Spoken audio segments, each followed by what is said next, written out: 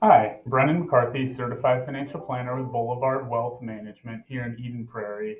We've had a tough year in the stock market, so I want to take a few minutes to talk about what the investment team here at Boulevard is seeing.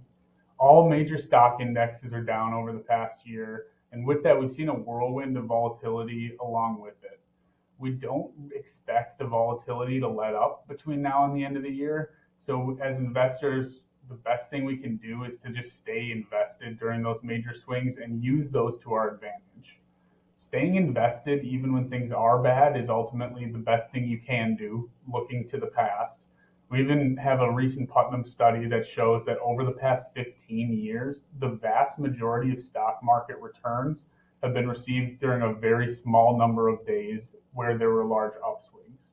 So, in fact, if you happen to miss the best 20 days of each year, your stock market returns would be zero or close to it. To that point, we know from the past that in most years, the best days in the market are typically going to be the significant amount of return for the entire year. And we know that those big swings happen during periods of volatility. So, more simply put, the best returns are almost always received by the investors who are still in the market when things feel the worst.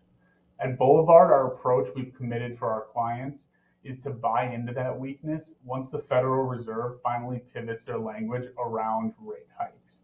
We feel that trying to fight the Fed is a losing strategy, and trying to catch a falling knife or buying things when they're dropping is also a risky game. So we're waiting until they do eventually soften their language around rate hikes. Then we think the stock market will be back off to the races, and we can buy into those things that have fallen on sale at a weak point over there. So even if we do enter a recession next year, which a lot of economists are predicting, we still feel like the stock market will continue to ride up at that point. Let me know what your thoughts are. If you agree, disagree, if you have different thoughts on it, I'd love to hear your thoughts.